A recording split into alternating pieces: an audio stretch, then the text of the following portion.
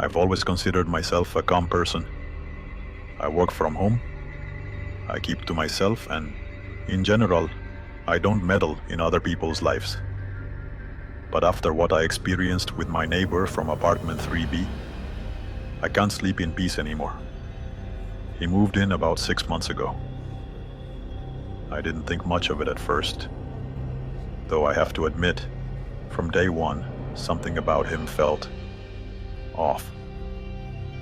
A tall, skinny man with extremely pale skin and dark circles under his eyes so deep they looked like tattoos. He never spoke to anyone. He was rarely seen leaving his apartment, and when he did, he always wore a long coat, even in the middle of summer. The first few weeks were quiet. Then, the noises started. Every night, just as I was getting ready for bed, I'd hear a rhythmic tapping against the wall we shared. At first I assumed it was some kind of late-night repair work, but then the sound changed. It wasn't tapping anymore. It was scratching. Long, slow, relentless scratches, like fingernails being dragged down the wall in desperation. Then came the whispers, muffled, strained murmurs. Not words, not screams, just a low, unsettling hum. My nights became unbearable. I knocked on his door multiple times, but he never answered. I asked other neighbors if they had noticed anything strange, but they all said the same thing. They had never seen him leave, and some even questioned if he truly lived there at all. The situation became unbearable when, one night, I heard something breathing right on the other side of my pillow. That was the last straw. The next day, I called the landlord and asked him to check the apartment. When he finally went in, he found it empty. No furniture, no clothes, no sign that anyone had ever lived there. But on the wall, the same wall where I had heard the scratching, there were marks, deep gouges in the plaster. Some had fragments of fingernails embedded in them. Ever since that day, I can't stop wondering who or what had been living in that apartment.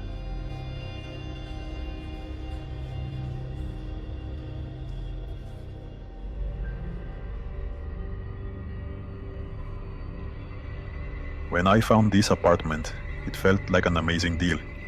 It was in a good neighborhood, spacious, and most importantly, cheap. Almost too good to be true. The landlord told me that no one had lived there for a while, but everything was in perfect condition. "Don't worry," he said, with a reassuring smile. "It's only been empty for a few months." It didn't seem weird to me. Sometimes, apartments stay vacant for a while before someone moves in. So without overthinking it, I signed the lease. What I didn't know was that, from the very first night, something in that place was going to change my life forever. That first night was completely normal, until I went to bed. I woke up in the middle of the night with a sudden chill. Everything was quiet. Or at least, that's what I thought. Because then I heard it. A soft, almost imperceptible sound. A whisper. It was coming from the wall next to my bed. I froze, holding my breath, trying to listen carefully. It wasn't the pipes or the sound of another apartment. It was something else. It was a voice. But it was so faint I couldn't make out what it was saying. I turned on the light and stared at the wall. I placed my hand against it. It felt cold, colder than the rest of the room. "It's just my imagination," I whispered to myself, trying to shake off the unease. I turned off the light and forced myself to sleep. But the whisper never stopped. Every night, when the world fell silent, it returned.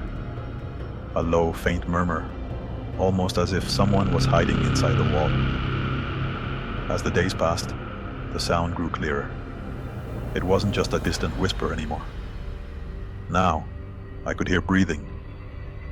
Slow, ragged exhales, as if someone was on the other side, struggling to breathe.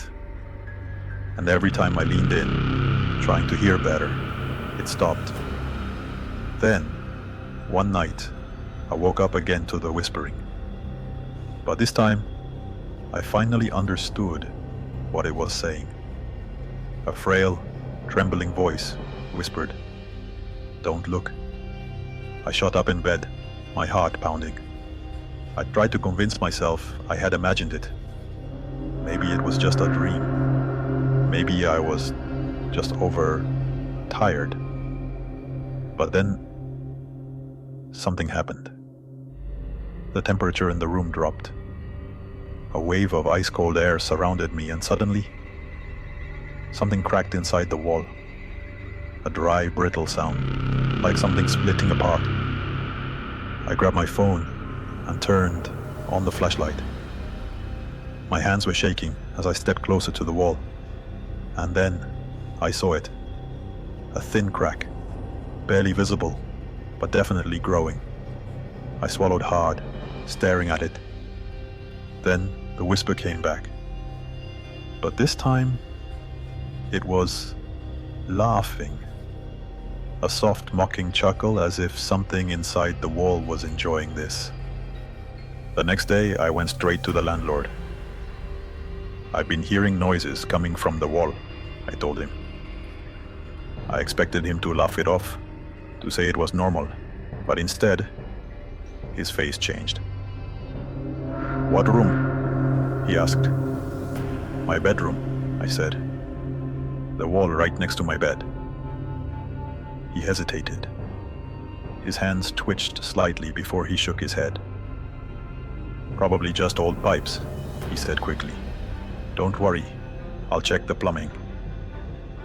I didn't believe him. Something in his eyes told me he was hiding something.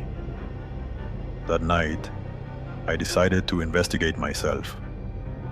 I grabbed a flashlight and ran my hand over the surface of the wall, searching for any more cracks. Then something happened. As I pressed my palm against a particular spot, something knocked from the other side. I froze. It was a light tap, but deliberate, like something was answering me. I stumbled back, my pulse hammering in my ears. And then, the crack grew wider. A small piece of plaster crumbled and fell to the floor, revealing a tiny gap. And inside that gap, I saw something white. My breath hitched. I moved the flashlight closer, peering inside the hole. And what I saw made my blood run cold. Teeth. Tiny human teeth, embedded in the plaster. I couldn't ignore this anymore. I called a friend over. "Hit the wall," I told him. He did. And immediately, something knocked back. It was faint, but distinct. "This isn't normal," he whispered, his face pale. That night, we called the landlord and demanded he open the wall. At first, he refused, but when I showed him the teeth, his face lost all color. Without another word, he grabbed a tool and started breaking through in the eye. Quanda sex. Oh. Chunks of plaster fell to the ground. And then, we saw it, a hidden compartment, and inside, a figure curled up in a fetal position. At first, my mind refused to process what I was seeing, but then, I realized it was a mannequin. An old, dust-covered mannequin. Its mouth was open wide, frozen in a look of pure terror. Its glassy eyes stared directly at me. But that wasn't the worst part. The worst part was what was behind it. A message, scrawled in what looked like dried blood. Do not take me out. We stood there in stunned silence. My friend, who had been skeptical the entire time, dropped the flashlight. We're leaving. Now. I couldn't move. I couldn't stop staring into the dark hole, because in that moment, when the light hit the inside of the wall, I saw a hand, pale, wrinkled, with long bony fingers. And then, it moved. We ran. I packed my bags that very night. I never went back. I never found out what really happened in that apartment, or who had put that mannequin there. But one thing still haunts me. As I was shutting the door behind me, ready to leave forever, I heard one last whisper. Don't go. And then, the door slammed shut. Since that day, whenever I hear a faint whisper in the dark, I wonder if something was trying to get out. Or worse, if it's waiting for me to come back.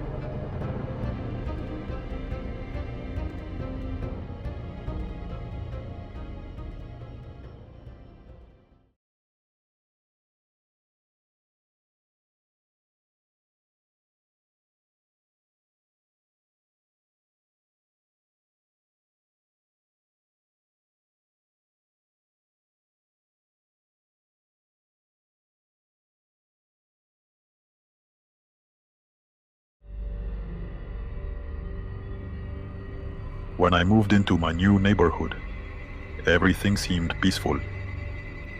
It was a normal area, well-kept houses, kids playing in the street, friendly neighbors.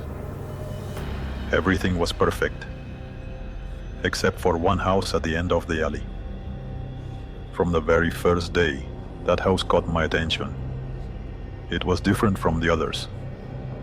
The facade was falling apart, the paint peeling, and the windows were covered with old tattered curtains.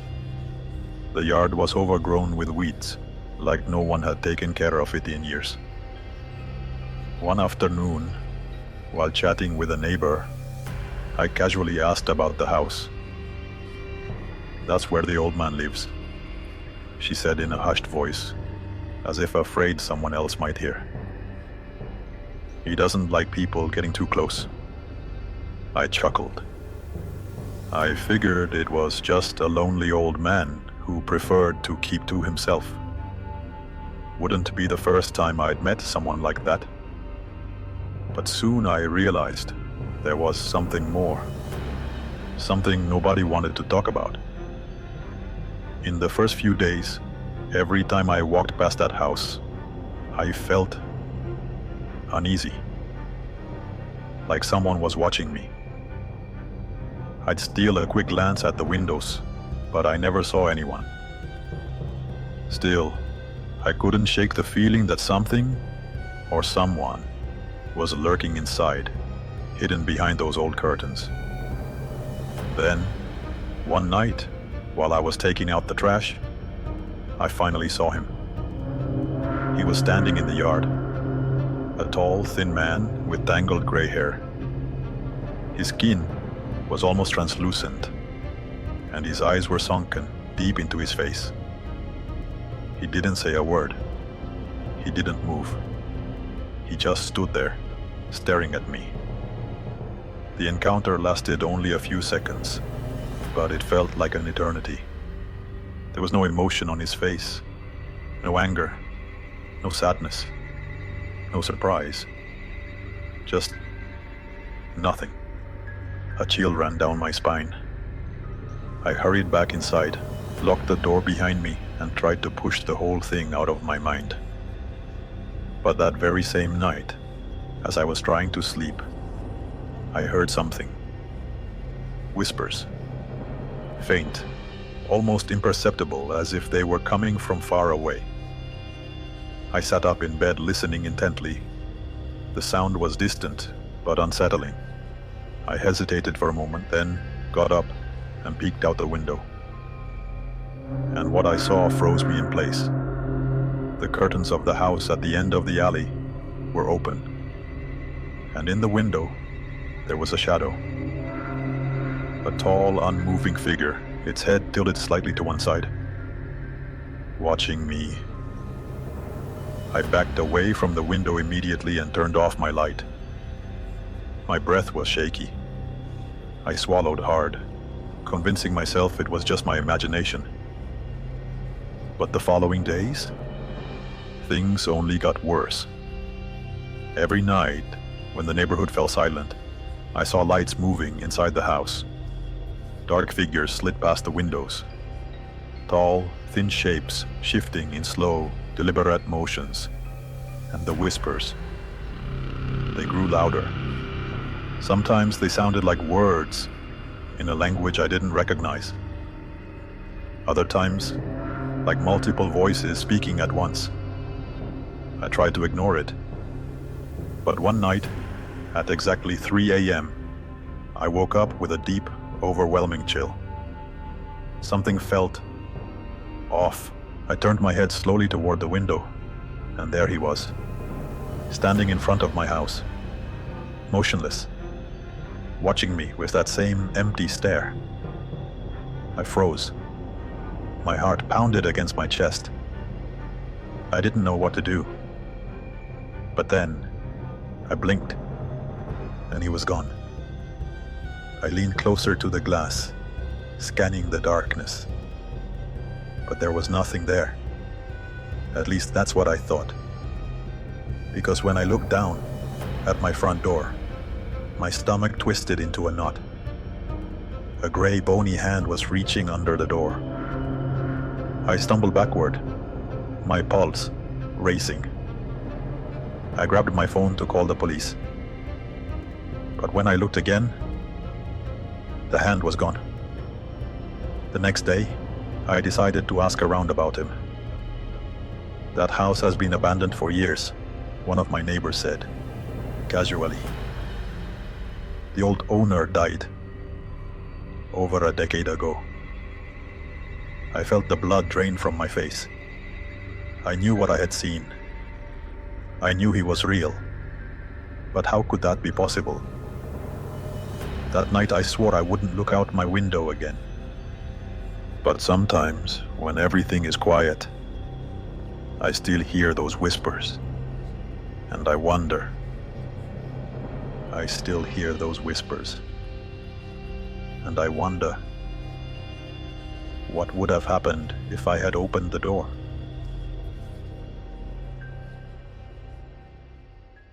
I want to know what you think.